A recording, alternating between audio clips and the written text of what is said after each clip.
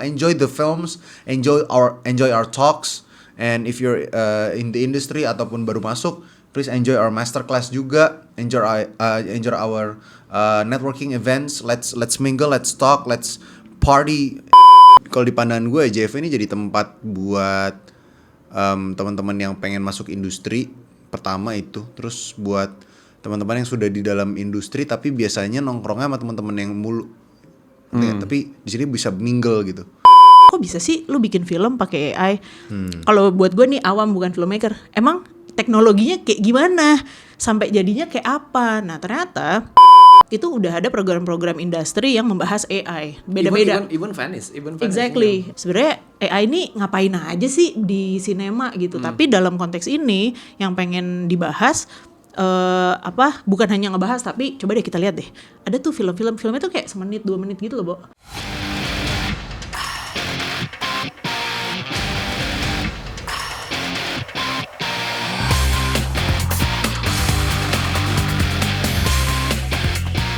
Oke, hai, balik lagi di podcast Bikinan Berbagi bareng gue Jason Iskandar. Dan kali ini gue udah kedatangan Christo Emmanuel sebagai Festival Ambassador Jakarta Film Week 2024 dan Gayatri Nadia atau Nana sebagai Festival Manager Jakarta Film Week 2024.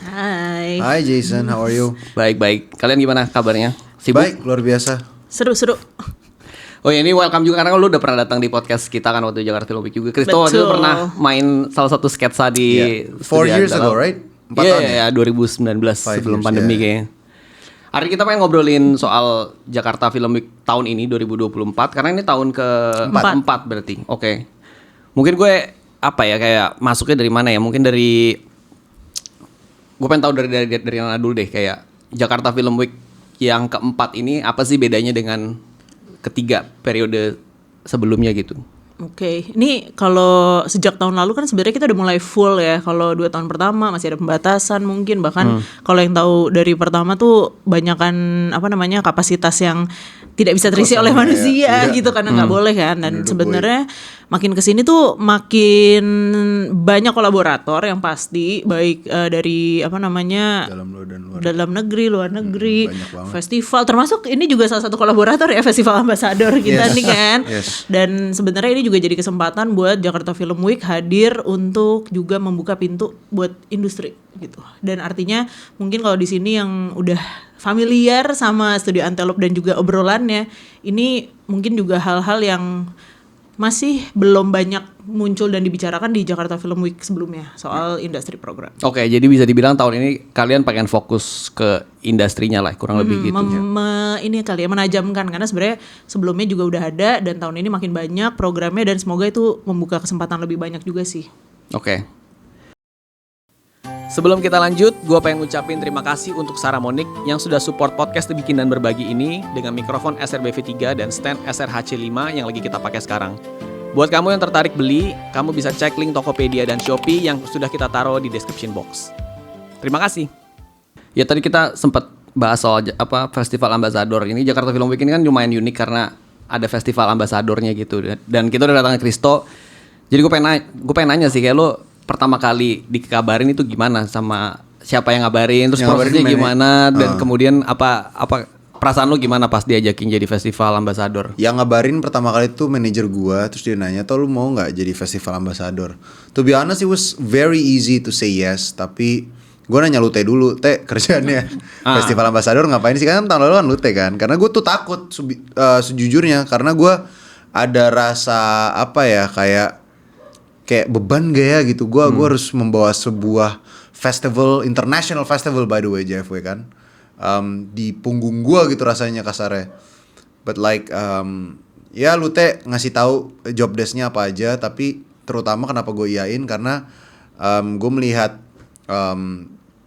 tujuan kayak mungkin sebenarnya mereka belum bilang, tapi saat telepon sama teman-teman dari JFW yang membuat gue makin meyakinkan gue untuk bilang iya, bahwa kayaknya salah satu tujuan JFW untuk ngajak gue terutama karena gue gue seorang orang yang di dalam industri film yang berawalnya dari startnya itu bukan dari sesuatu yang konvensional gitu, dari yang sama seperti yang lain, di mana mungkin awalnya dari nge-crew dulu atau Astrada dulu, dari mana gitu loh. Nah gue kan dari content creator kan. Dan lu film school kan by the way? Ya betul, gue memang film school. Tapi kan orang banyak yang nggak tahu itu gitu. Banyak yang nggak taunya gue niruin Mickey Mouse gitu kan. Gitu, niruin SpongeBob gitu kan. And ya itu sih kayaknya yang saat gue mengiyakan pun tujuan gue salah satunya untuk mengiyakan jadi festival ambassador tuh gue pengennya ngajak teman-teman gue, followers gue yang follow gue karena gue ngonten dari tahu gue dari impersonate untuk berani datang ke JFW, berani datang ke film festival. I want to make film festival itu menjadi sesuatu yang bukan yang sesuatu yang eksklusif banget. Ngerti gak sih kayak? Gue tuh dulu pas kuliah tuh jarang banget Jason untuk masuk ke film festival. Gak pernah bahkan pas kuliah karena I was too afraid to go. Gua intimidating takut, gitu ya kesannya. Yeah, intimidating. In my head I was like I didn't have any films to promote. I didn't have any films that went to another festival. I was ashamed. Di otak gue kayak ntar gue ditanya gak ya film lo apa aja gitu loh. Ada rasa takut itu. Justru gue sekarang pengen membawa pesan bahwa JFW ini a festival that is very inclusive gitu. Lu mau sineas, lu mau cuman penonton doang, lu bahkan FOMO even, please do come, enjoy the films, enjoy our talks, and if you're in the industry ataupun baru masuk, please enjoy our masterclass juga, enjoy our networking events, let's mingle, let's talk, let's party, mari kita berpesta di dalam sinema gitu. Oke, keren. Nah, kalau dari lu gimana? Capek lu denger gue ngomong bersama. Enggak. Party soalnya ujungnya party penting. Gue kayak insecure, gue langsung kayak lu capek ya. Emang kalau dari lu gimana dari JFW? Kenapa harus ada festival ambassador? Sebenarnya emang ketika kami membayangkan ada orang lain yang ngomong ke orang lain lagi adalah bukan orang yang terlalu deket sama festivalnya gitu. Kalau ngobrol sama gue kan kayak tiap hari ngerjain ini gitu, kayak harus ada orang lain lagi yang bercerita sama temennya dan mengajak tanpa terlalu kaku sama apa yang mau kita jual gitu kan sebenarnya, dan mungkin nggak tertarik juga kalau gue ngomong gitu kan.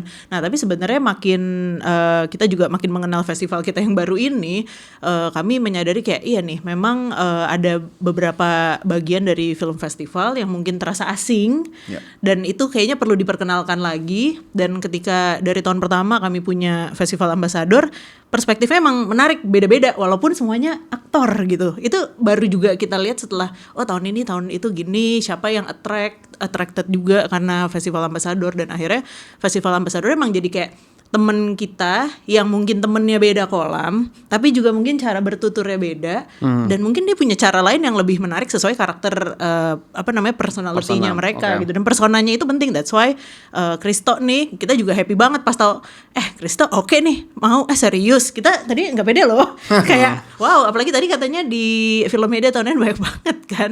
Nah itu juga kemarin aja minggu ini premier 2 film asli, kan. Makanya semalam gue udah ngeliatnya kayak aduh besok nih untuk saya punya bahan banyak ya buat ngobrol. Tapi maksudnya itu juga hal yang kita pengen lihat, ternyata teman-teman Festival Ambassador Jakarta Film Week nih memang ada di posisi yang sama-sama lagi mengeksplor, mungkin di posisi tertentu, either itu emerging as an actor atau emerging in the other part of filmmaking atau film industry gitu. Jadi mungkin kalau abis ini ternyata gue mendengar salah satu festival ambasadornya mau bikin film atau tiba-tiba mau kemana, atau justru Krista sebaliknya kan gitu, itu juga jadi satu hal yang mungkin ini kita bisa klop karena kita akan bisa ibaratnya switch kolam atau bahkan bisa collaborate dengan cara yang percaya sama sinema aja dulu gitu. Oke. Sebelum Kristo tuh siapa ya? Kemarin kan Lutesha lo. Abis itu Jordi ya. Sebelumnya Jordi. Atau sebelumnya Shanina Cinnamon. Oke. Itu mundur tuh. Gitu. Iya. Nah, ketiganya kan tuh tadi lu sempat bilang ketiganya tuh sebenarnya dari aktor gitu, dari memang memulai karir as an actor gitu. Tapi kan Kristo sendiri tadi lu sempat bilang beda. Kenapa lu milih Kristo gitu? Kenapa untuk mewakili suara JFW? Tapi jujur ya, kalau personally gue melihatnya ini actor, whatever it means gitu. Mau lo bilang actor itu ada di layar lebar, bahkan dulu mungkin ada yang mulai dari TV atau siapapun kalau sekarang bilangnya dari series. Menurut gue dia punya role yang ketemu sama audiens, tapi juga bukan ketemu sama audiens yang dilihat audiens duluan deh gitu. Tapi juga personality-nya tuh bisa beda-beda gitu kan. Mungkin kalau lo content creator, lo dikenal sebagai A, tapi pas lo ngeliat lo di film kayak gini ya, kok bisa sih? Menurut gue it's a unique part gitu. Dan mungkin Kristo buat gue makanya tadi pas ngobrol, masa sih gue ngeliat film dia pertama adalah pertama kali gue lihat, karena biasanya orang-orang tuh kayak nggak, kok gue udah punya banyak film, but this film is the breakthrough. Nah pas lihat lagi ya juga ya, mungkin journey, apalagi journey orang di dunia konten kreatif dan segala macam udah nggak bisa kayak lurus aja gitu loh. Nah menurut gue yang tahun ini juga jadi seru sih ngelihat betapa aktor bukan hanya dia punya banyak topeng untuk acting, tapi ketika lo switch platform mungkin juga harus adapt dan adjust. Oke, menarik. Nah kita pengen masuk ke JFW-nya sih sekarang. Ya tadi kita udah bahas ini tahun keempat, dan di Indonesia sendiri kan sebenarnya festival film udah belum sebanyak itu, tapi udah cukup banyak lah. Di kita tahu di Jogja ada JAF, ada FFD, Jakarta ada Archipel, kemudian ada JFW. Menurut lo Nak, apa yang membedakan JFW dibandingkan festival-festival lain gitu, dan lo ngelihat posisi JFW di peta ini tuh kayak gimana sih, peta perfilman Indonesia gitu? Oke, mungkin kalau stating the obvious yang soal teritori dan juga kota ya, di setiap negara, setiap kota biasanya punya festival film yang mewakili kotanya, bisa jadi karakter kotanya. Terus kemudian kalau konten, misalnya teman-teman juga selain tadi di Jakarta ada Archipel, ada Europe on Screen, ada 100% Manusia yang punya karakter festival yang kalau mau ngomongin film tentang human rights issue ke 100% Manusia, nonton film Eropa ke Europe on Screen gitu. Di Jakarta sendiri, gue dulu tuh kan volunteer, dimulai dengan volunteer G-Fest ya, dan melihat festival tuh segrande itu. Sebenarnya itu pun beda sama Jakarta yang sekarang gitu. Menurut gue itu juga karakter lain yang gimana mapping festival itu sendiri gitu. Dulu bisa pindah dari satu venue ke tempat yang lain, sekarang kan agak impossible di Jakarta. Tapi Jakarta Film Week pengen bisa ngasih tetap ada diversifikasi film panjang dari banyak teritori. Kita menerima worldwide submission dan juga film dari seluruh dunia, film pendek ada, film panjang ada, dan juga sekarang yang harus kita adapt tadi tuh ada series untuk award, dan juga ngasih funding untuk filmmaker baru. Dan di situ juga kami menyadari kayaknya role untuk bersinggungan secara langsung sama industri penting. Makanya kami mengambil role itu, dan yang kayak tadi di awal dibilangin industri program tuh kalau di luar, dan mungkin sekarang JAF bakal punya JAF Market gitu. Nah, JAF tuh pengen ambil industri role-nya di posisi yang mungkin lebih sederhana gitu. Jadi kalau kami mulai 2 tahun lalu punya Producers Lab. Itu kan udah part of the industry program gitu. Itu yang akan kami tajemin lagi nih, mumpung masih bayi, langkahnya mungkin akan lebih bisa terarah, dan itu yang mungkin akan jadi mungkin kalau tadi bilang unique point atau posisi di peta festival itu yang akan jadi posisinya Jakarta Film Week. Yang lo maksud sederhana tuh kayak gimana? Apakah target pesertanya atau gimana? Sebenarnya gini, mungkin kalau teman-teman di sini mulai familiar gitu ya, festival itu kan gak hanya muterin film, tapi juga ada akses lain, ada tempat-tempat lain yang sudah itu accessible untuk orang-orang yang berada di industrinya. Kalau misalnya kita ke festival, sebenarnya menurut gue yang ideal tuh ketika film screeningnya itu full sama orang-orang yang ada di situ gitu. Gue inget banget ya, lo just cerita lo ke Clemong Ferong ya, yang lo ketemu kakek-kakek, nenek-nenek, itu tuh nempel banget di gue. Cerita tentang gimana orang setua itu masih menikmati film pendek, dan dia adalah warga lokal. Nah itu sebenarnya cita-cita untuk festival filmnya yang bentuknya screening. Tapi untuk yang industri sebenarnya kan bisa siapa aja ya. Dan mungkin kalau nanti nih, pengalaman lu juga pasti kayak ke festival, wah gue udah kemana-mana kok ketemunya kalau di market dia lagi ya, karena pelaku industri mungkin akan lebih sedikit, tapi mereka berusaha, bukan lebih sedikit ya, maksudnya kita berharapnya mereka yang akan mengakses, misalnya ada dana dari kota A, dari negara B, call production tuh bisa kayak gimana. Nah itu skema industri nih. Tapi kalau mau tadi maksud gue lebih sederhana, yang pasti sampai hari ini Jakarta Film Week belum ada market.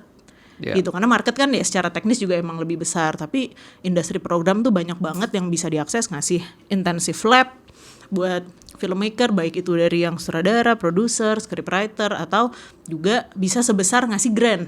Karena tahun ini kami ada pitching forum. Oke, ada film, ada project gue juga. Ada project Anda juga. Dan itu juga sebenarnya kan kita ini ya stepping stone-nya kecil gitu. Dan kalau misalnya ngebandingin sama misalnya pitching forum atau project market di yang terdekat, misalnya di Busan gitu yang juga banyak project Indonesia, itu kan gede banget. Gede itu skala yang terlibat, dan juga mungkin secara grant, secara apa. Nah kami mulainya sederhana dulu deh. Tapi memang kalau market tuh belum ke situ sih. Kalau Jakarta Film Week kita fokus ke yang industri program, apa aja yang mau jadi tempat capacity building, tempat networking, dan juga ngasih kesempatan apa sih stepping stone filmmaker yang udah pernah jadi alumninya Jakarta Film Week. Oke. Jadi sebenarnya kayak yang dimaksud sederhana mungkin kayak apa namanya, lu pengen start small dari mempertemukan Yes. banyak pihak lah ya di dan festival. juga sebenarnya gitu. kita pengen ini sih mengakomodir kebutuhan tiap pihak yang misalnya gini, gue udah alumni Producers Lab, nextnya gue ngapain ya? Kayak gitu. Ya. Walaupun ya tentunya nggak bisa semua ya, tapi setidaknya one thing at a time lah. Menurut gue juga JFW menarik sebenarnya karena kita kan sebenarnya kalau ngomongin yang dengan nama kota Jakartanya itu udah lama juga ya, karena kan dulu G-Fest gitu. Sekarang makanya ada JFW cukup menyegarkan gitu, ada festival ini lagi gitu. Kalau dari Kristo, lu gimana melihat apa sih JFW, keunikan JFW tahun ini dan apa namanya, ya lu melihat posisi JFW di industri film Indonesia tuh kayak gimana? Mungkin kalau gue dari kacamata awam ya, karena gue pribadi kan memang masuk ke dalam industri belum terlalu lama gitu, dan gue masuk ke dalam industri dalam posisi dimana gue ini cukup kayak anak privilege gitu loh, kayak dibawa sama bapak gue Ernest Prakasa gitu kesannya kan kayak digandengin gitu loh. And gue melihatnya sih kalau di pandangan gue JFW ini jadi tempat buat teman-teman yang pengen masuk industri pertama itu, terus buat teman-teman yang sudah di dalam industri tapi biasanya nongkrongnya sama teman-teman yang mulu, tapi di sini bisa mingle gitu. Gue sih harapannya kalau gue ngelihatnya seperti itu, dan gue harapannya seperti itu gitu. Jadi kayak yang gue harapkan nanti di JFW tuh bisa antar geng dalam tanda kutip nih ya, bisa ketemu dan kita bisa mingle, bisa ngobrol, so kita bisa saling kenal dan bisa jadi ya balik lagi networking seperti kata Mbak Nana tadi. Yang gue harapkan sih seperti itu. Oke. Ya. Nah, kita masuk ke program nih. Dari programnya sendiri tuh ya tadi lu bilang bahwa of course ada film screening, tapi di luar itu tuh ada program apa aja sih, program-program utama yang pengen lo promosikan tuh apa aja gitu? Ya kayak kalau yang film nanti juga Kristo kayak dia udah punya list yang kayak gue mau lihat ini, gue mau lihat apa. Tapi juga sebenarnya mau ngingetin aja bahwa si film-film ini sendiri itu juga berkompetisi ya. Jadi nanti akan ada pemenangnya. Jadi ada apa aja tuh kompetisinya? Global Short, Global Feature, Animation, Direction, Series of the Year, terus gue satu lagi. Oh, Jakarta Kalau Film Her Story Fund. Her Story itu section dalam programnya gitu. Dan yes, itu section di Jakarta Film Week ini ada Her Story. Apakah Her Story? Itu film-film untuk perempuan dari perempuan. Benar nggak? Iya benar. Benar kan ya? Yeah. And then we have also yang genre section ya. Fantasy itu dia. Terus juga ada classic. Ada classic, terus banyak banget ya. Aduh ya Allah. Untuk classic ada apa aja tuh? Siapa aja? Film Wings of Desire, and then filmnya Wim Wenders ya. Oke. Tahun ini ada filmnya Wim Wenders, terus kita juga Sumpah Pocong juga ada. Sumpah Pocong itu tribute to Hendrik Gozali. Oke. Ya, itu klasik juga. Program yang coba kami pertahanin supaya gini, lo sinetfil yang nonton film klasik-klasik di layar kecil, ayo kita nonton di layar besar. Gue mau banget sih Wings of Desire di layar lebar sih. Pasti beda banget experience-nya. Buena Vista Social Club juga gitu. Jadi ya klasik itu gue rasa itu juga penting ya, karena jujur dari yang tahun kedua atau ketiga kemarin tuh gue juga sebagai orang yang tahun lalu kan Tokyo Story ya. The experience of Tokyo Story kecil, maksudnya nonton yang di layar kecil, plus kemarin tuh restorasi kan, dan ini banyak banget experience yang kayaknya kalau di angkatan gue mungkin kayak biasa, tapi yang lama-lama nih teman-teman yang baru-baru nonton film ini kan mungkin malah gimana ya, siapa nih dia, mungkin loh, makanya that's why kita mau bikin tadi yang kayak Kristo bilang inklusif, it means kenalin lagi aja gitu klasik. Terus short film of course, itu kita juga ada dari yang pemenang Cannes ya tahun ini ya kan, banyak. Palme d'Or, benar kan? Lupa lagi gue, tapi judul itu filmnya tuh yang ini A Man Who Could Not Remain Silent itu. Oke. They won.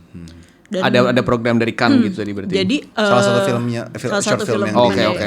Nah, karena tadi sudah menyebut film pendek ini, kita tuh ada kolaborasi juga sama Clement Ferrong.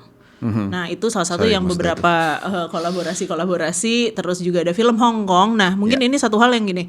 Film Hong Kong, tadi kita juga sempat ngobrol ya, kayak lo familiar sama film kungfu atau apa. Nah, sebenarnya itu film Hong Kong yang di era mungkin sekarang 10 tahun, 15 tahun terakhir itu banyak banget drama yang ya it's just like another drama film. Mungkin kita nontonnya film Jepang atau film Korea, tapi Hong Kong film juga ini lagi banyak banget dapat spotlight. Dan tahun lalu tuh gue tahun ini gue ke Asia Pacific Award, yang mana mereka menilai film-film dari Asia Pacific obviously, dan ada satu film yang gue nih klipnya doang tuh udah apa sih nih gitu. Ternyata akhirnya kami berhasil mendapatkan film itu. Filmnya judulnya Time Still Turning Pages dari Nick Chuk.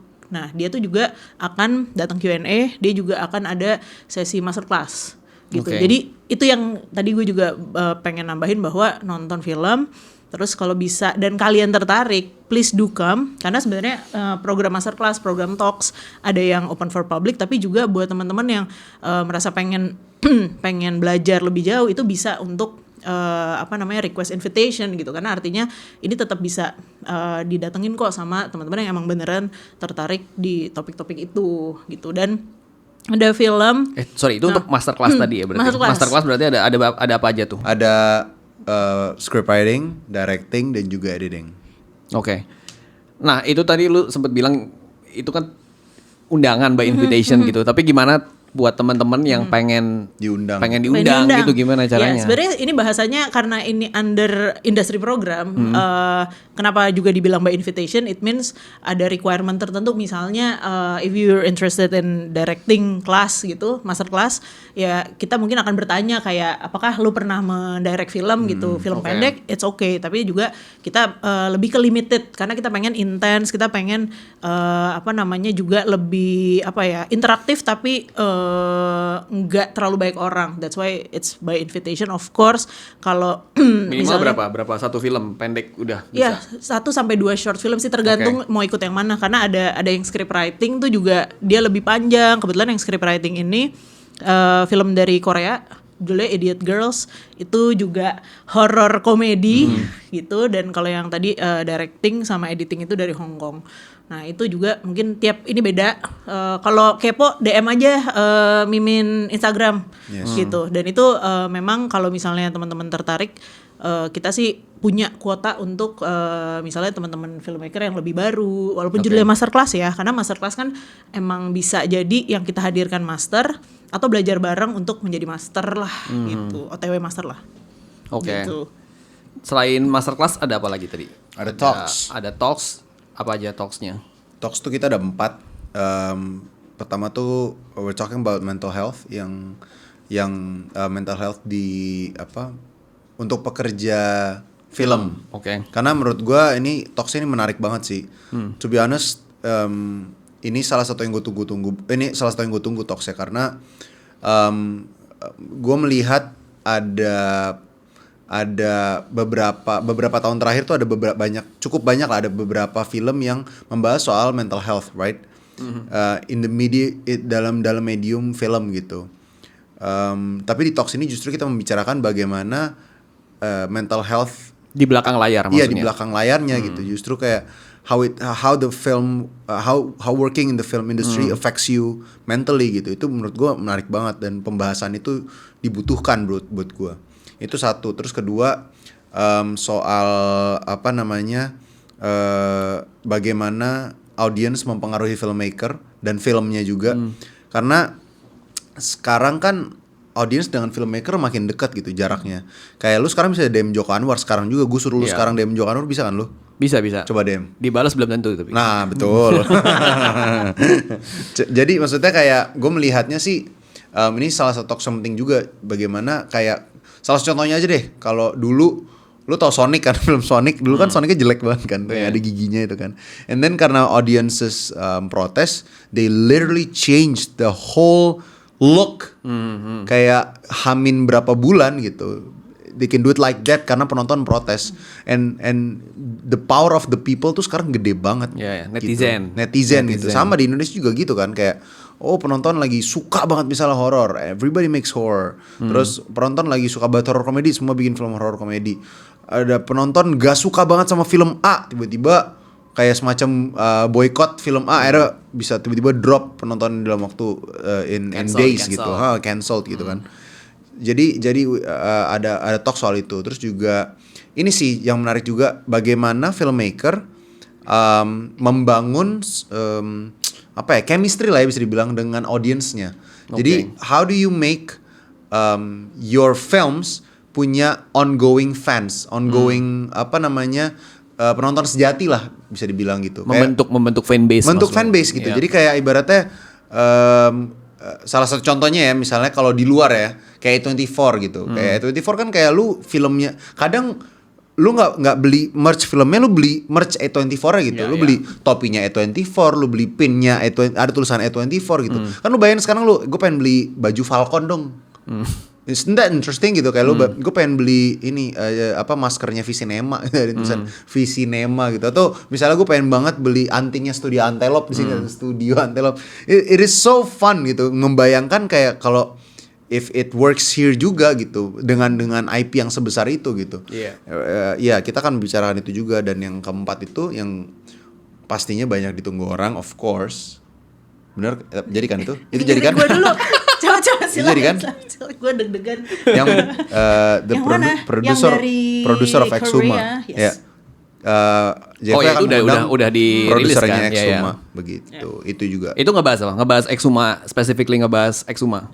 Kita study case dengan Exuma, tapi juga sebenarnya kan Exuma nih waktu sebelum akhirnya mengundang mereka ada kayak ini anomali nggak sih, karena dia premiere in Berlinale Forum.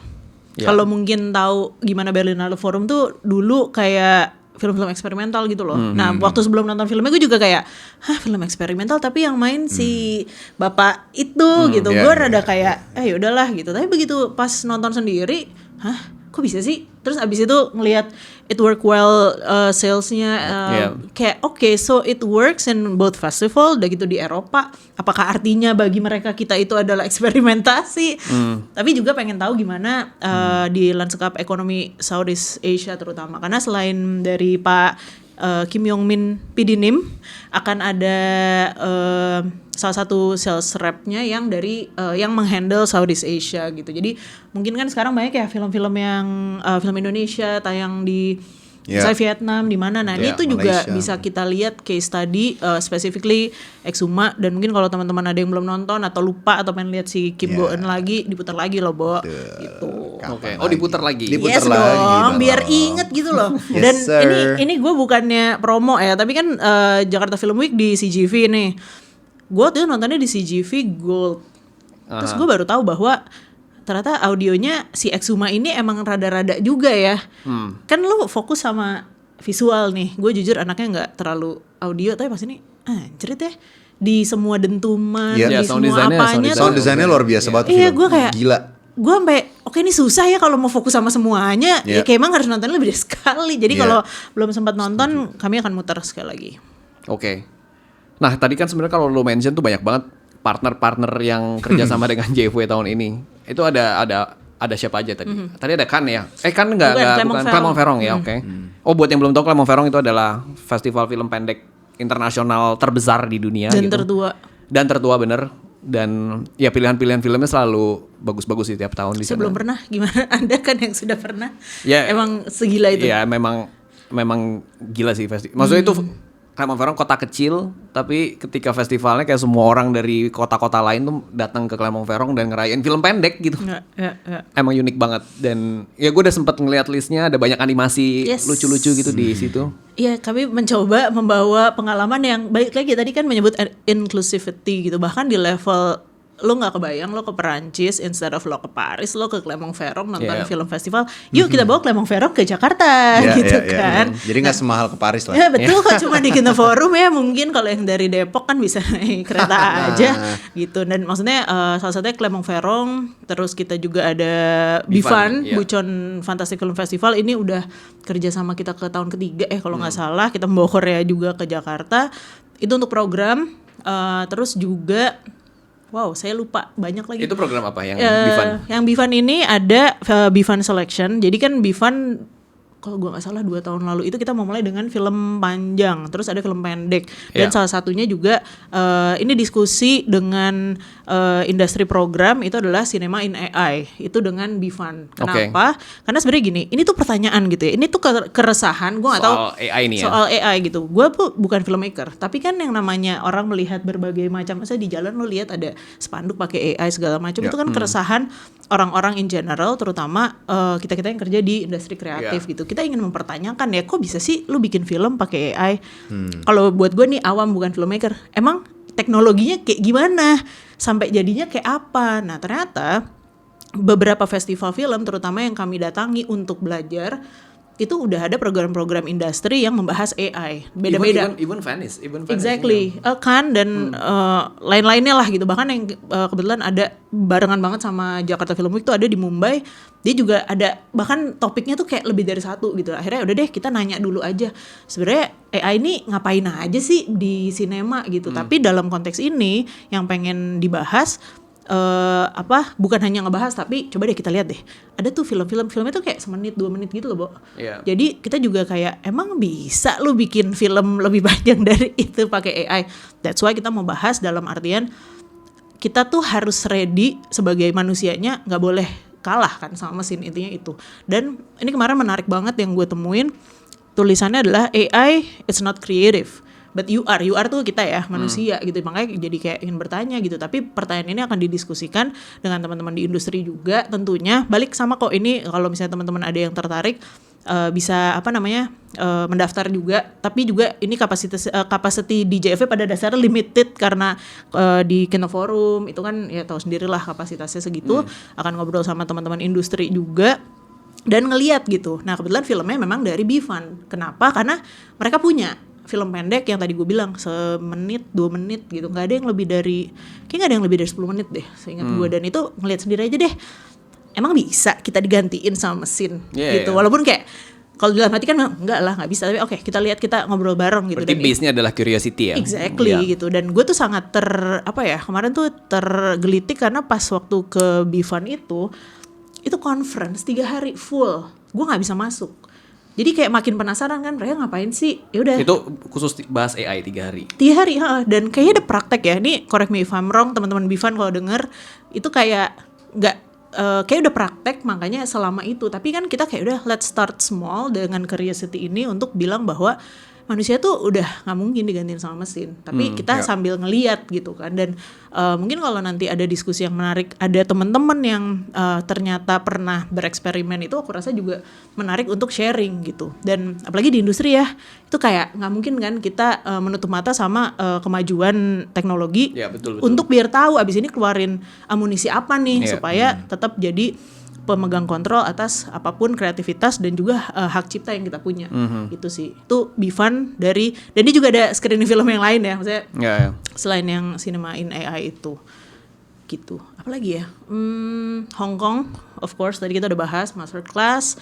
Dan di program industri ini juga penting karena teman-teman yang terpilih itu ada beberapa hadiah, ibaratnya adalah kayak capacity building and exchange program sama platform Busan yang peserta tahun lalu tuh udah berangkat kemarin bareng-bareng. Dan juga kami akan mengirimkan 1 peserta residensi ke Godam residensi di tahun depan. Itu kayak belum semua, tapi kayak itu dulu deh. Itu udah banyak banget tahun ini. Beneran banyak banget, men. Iya. Itu kan programnya banyak banget, dan apakah semua programnya itu sama, bisa diminta invitation-nya atau gimana nih? Publik, ya gue tahu sih, maksudnya sekarang kita syuting hari ini tiket udah dibuka ya. Udah orang-orang bisa pada pesan tiket. Udah banyak yang sold out. Fully book.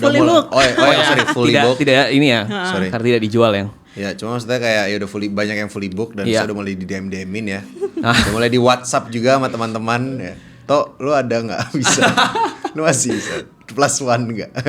Tapi bisa minta lewat lu. Nggak usah kayak gitu mas. Nggak usah kayak gitu. Gue mundur langsung. Nggak usah kayak gitu, jangan. Nggak bisa ya. Nah ya itu gimana kalau yang lain tuh beneran semuanya bisa by invitation atau memang harus DM nih semuanya? Oke. Pada dasarnya semua screening terbuka untuk umum, silahkan berusaha dicek lagi di Tix ID karena ini kan kita kira-kira 3 jam yang lalu waktu tiketingnya dibuka itu banyak yang fully book ya bahasanya. Tapi sebenarnya kan itu kuota online. Nih gue sekalian mengclarify kalau masih ada yang bertanya-tanya gitu, karena sebenarnya kami juga buka kuota di langsung walk in lah gitu, on the spot. Jadi silahkan datang sejam sebelum itu antriannya tiketing dibuka. Antrian mulai kapan? Mohon maaf saya nggak bisa jamin ya, karena kadang-kadang ada yang saya mau datang dari mall buka, ya mohon maaf tapi kita buka tiketingnya sejam sebelum. Untuk film dan juga untuk tadi talks yang Christo udah omongin. Dan untuk industri program ini memang by invitation, artinya ada yang by invitation tapi limited seat for public, itu ada tulisannya, silahkan dicek. Tapi ada yang beneran emang invitation karena memang itu bentuknya mungkin panel diskusi atau pitching yang nanti Jason bakal ikut juga. Ada pitching forum, itu khusus untuk peserta pitching dan industry guest. Ada festival meeting yang tertutup tapi festival talks bisa didatangi buat teman-teman penggiat festival atau mungkin filmmaker, karena ini balik lagi ya, industri itu kan lebar. Ada talks tentang genre frontier. Ini ngomongin sebenarnya kesempatan apa di market terutama Asia terkait sama film-film genre dan lain-lain. Mohon maaf saya kayak banyak banget kayak hafalan dia deh, Bu. Bisa dibuka di website sih kalau buat teman-teman yang pengen tahu. Tadi gue udah cek lengkapnya. hari ini udah diupdate ya. Udah full diupdate gitu semuanya. Thank you loh, udah selalu ngecek dan selalu kayak terima kasih. Festival Ambassador 2. Lu Festival Ambassador kedua kan ini temannya ya. Oh, gue mau nambahin. Mungkin ini juga untuk lu ya. Biar weekendnya tuh nggak gue pengen ke festival tapi tidak bisa meninggalkan anak. Oh bener, family Kita time. punya yang baru adalah family time. Nah family time ini kebetulan kerjasama dengan Bebevin. Itu yang punya masih saudara nama Baby Shark. Ya. Gitu. Nah aktivitinya nonton of course, tapi ya untuk anak-anak itu, dan ada beberapa activity yang untuk quality time anak dan orang tua gitu. Anak gue masih terlalu kecil sih Bu untuk nonton film. Ada body pain, lu nggak mau body pain anak lu? Ada body pain beneran, ada loh. Atau kayak soalnya tadi ada pas kita cerita, oh iya ntar anak gue kesitu guanya nonton film dah. Ya. Tapi harus dijagain juga dong, jangan ditaruh sini anak. Oh iya nggak dijagain ya, mohon maaf ya. Wings of Desire, bapaknya nonton Wings of Desire, anak ditaruh. Iya. Ya itu juga sesuatu yang coba lebih inklusif biar nggak susah nih kalau sudah punya anak tidak ada kegiatan yang cocok di festival. Nah at least kita mencoba satu ini dulu. Oke. Kalau ke Christo nih, Yes. ada kalau lu nungguin film apa lagi? Ada Banyak rekomendasi 3 aja gitu yang paling lu tunggu. 3 ya.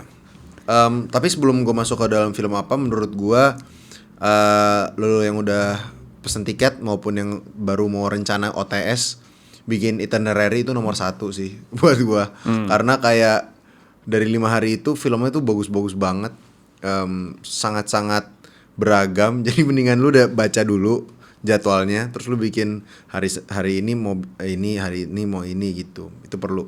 Tapi kalau disuruh pilih film 3, lu tega banget sama gue sih. Kan 1 udah Wings of Desire tadi. Enggak termasuk dari Thinking. Enggak bisa. Wings of Desire itu di luar 3 itu. Tapi gue juga mau. Jadi masuk ke 3 itu. Tapi at the same time di luar 3 itu. Yang pertama tuh kayaknya yang pengen banget gue tonton tuh Humanist Vampire Seeking Consenting Suicidal Person. Itu udah gue tonton trailernya, tidak sengaja lewat dari awal tahun. Jadi gue shock banget pas ternyata ada di JFW and I already booked.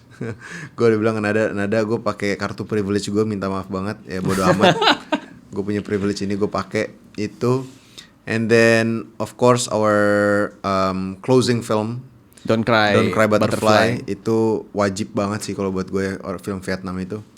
And then 3 ya, satu lagi harus pilih salah satu dong. I saw the TV Glow to be honest. Ya itu yang paling hype ya. Karena you know, kapan lagi nonton film itu di bioskop gitu. Gue beneran, gue cukup yakin itu bakal keluar di OTT. But come on man, I saw the TV Glow kayak harus gue tonton di bioskop.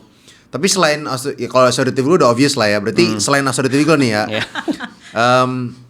Kayaknya yang pengen buat gue tonton tuh Memoir of a Snail deh. Gue penasaran banget sih karena it's an animation but it's a bit dark and twisted.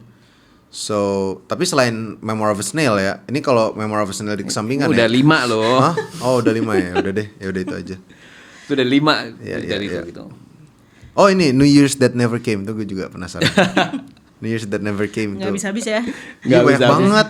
Tega banget. Dari 140 film musuh pilih 3. Ya udah. Ya Allah, banyak banget. Ini nih nyambung ke Don't Cry Butterfly nih. Iya. Soal opening sama closing film. Oh, iya. Itu tuh kayak perlu kita bahas juga nih. Mungkin dari opening nanti karena udah kesebut Don't Cry Butterfly gitu. Kalian milih closing film ini tuh gimana si Don't Cry Butterfly? Karena film ini kan kemarin menang di Venice. Venice Critics Week gitu.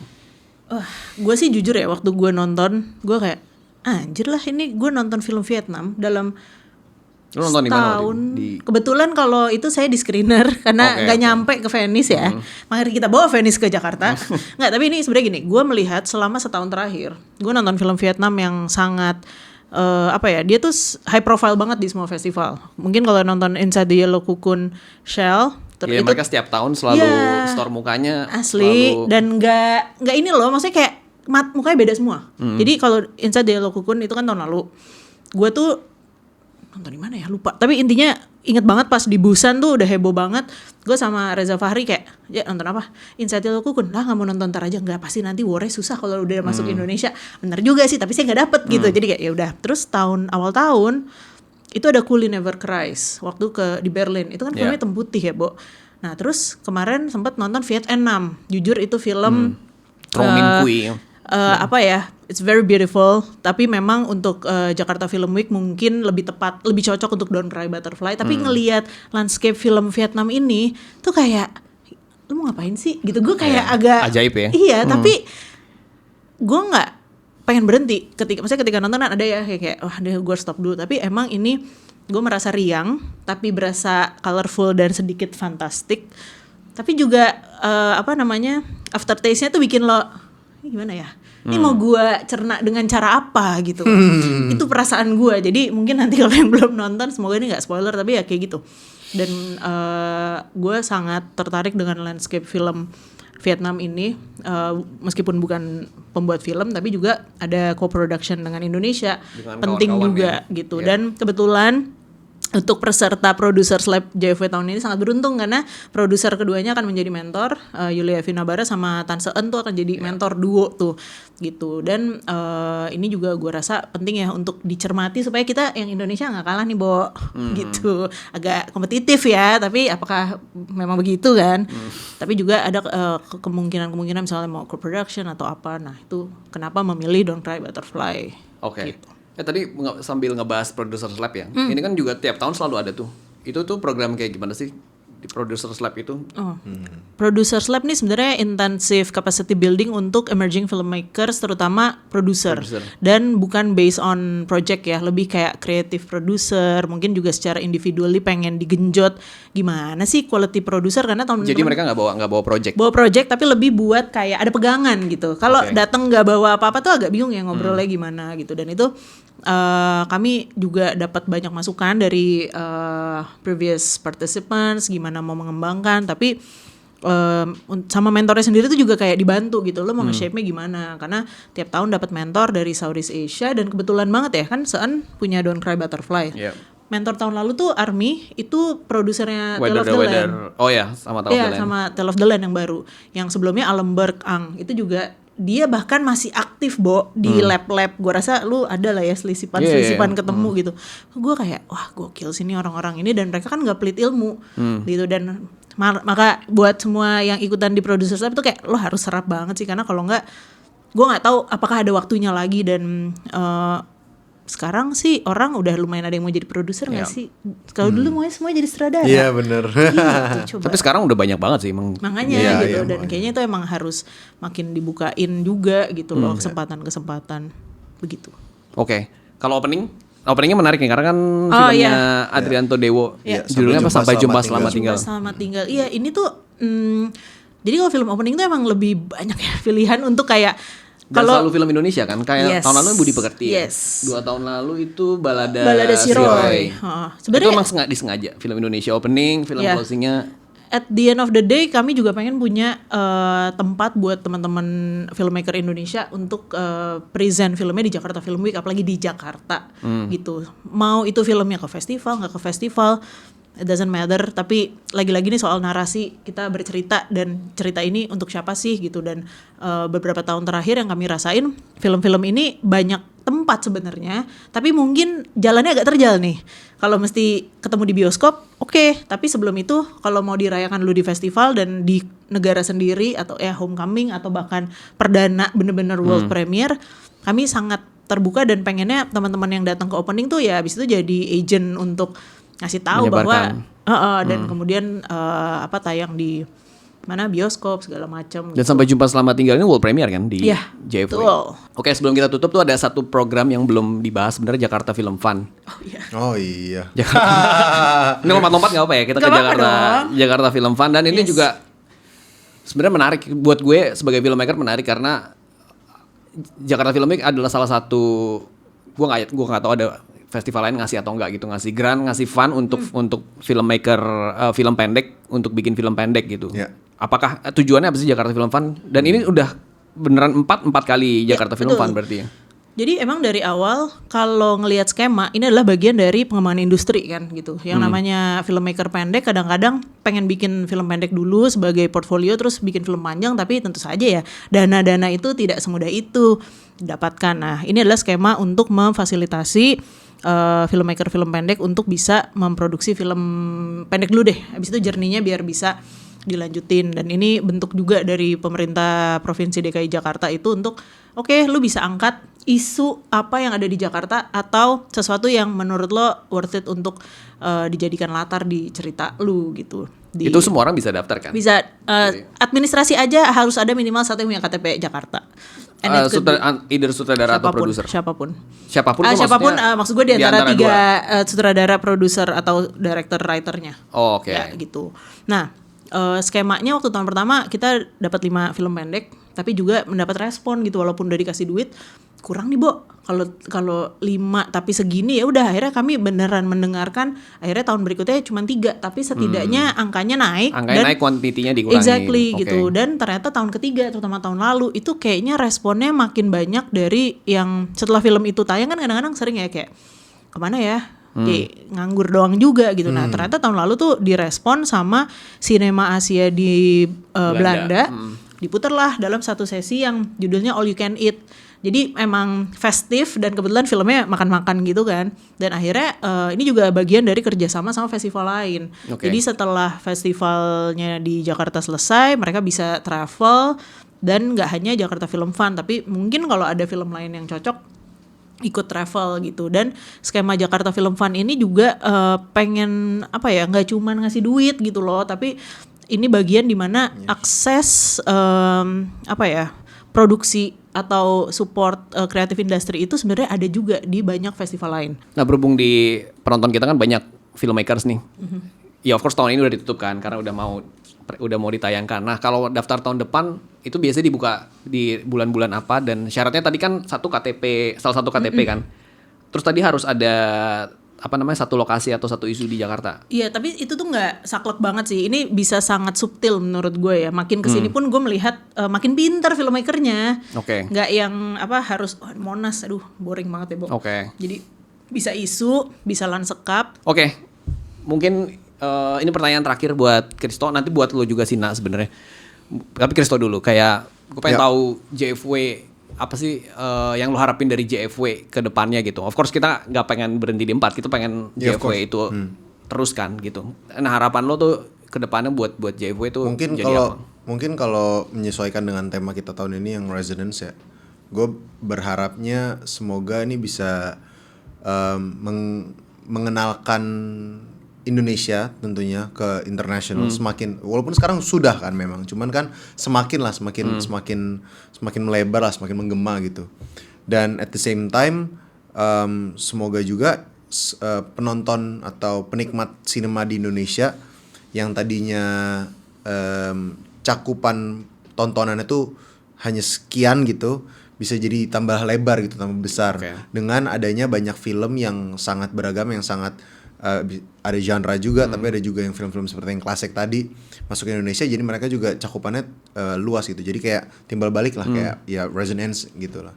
Terus yang gue harapkan sih juga ini bisa menjadi platform bagi filmmakers, terutama yang new filmmakers, bisa menjadi batu pijakan mereka untuk masuk ke industri dan membuat film yang balik lagi jadi bikin sinema Indonesia itu makin berwarna gitu, makin seru gitu loh. Gitu sih. Jadi tempat buat emerging filmmakers juga gitu. Yes. Oke. Nana mau nambahin? Jakarta Film Week bisa lebih dimanfaatkan bagi siapapun ya. Yes. Tadi Christo udah bilang dimanfaatkan, artinya yuk ada tempat buat pitching yang perlu, yuk punya proposal film pendek, ayo punya film panjang yang mau dipremierin di Jakarta, ayo gitu, etc. Dan dimanfaatkannya sesuai kebutuhan ya. Dan ya gerbang buat siapapun deh yang baru memulai menjadi baru mau mikir mau jadi filmmaker, atau baru kayak oke, gue akan menonton film lebih banyak gitu. Itu juga salah satu tempat yang bisa dimanfaatin. Yes. Oke. Demikianlah obrolan kita di podcast Bikin dan Berbagi episode 6. Terima kasih Christo dan Nana untuk sharing-sharing pengalamannya sebagai festival ambassador dan juga festival manager di Jakarta Film Week 2024. Jangan lupa JFW 2024 akan diselenggarakan dari tanggal 23 sampai 27 Oktober 2024 dan sampai ketemu di sana.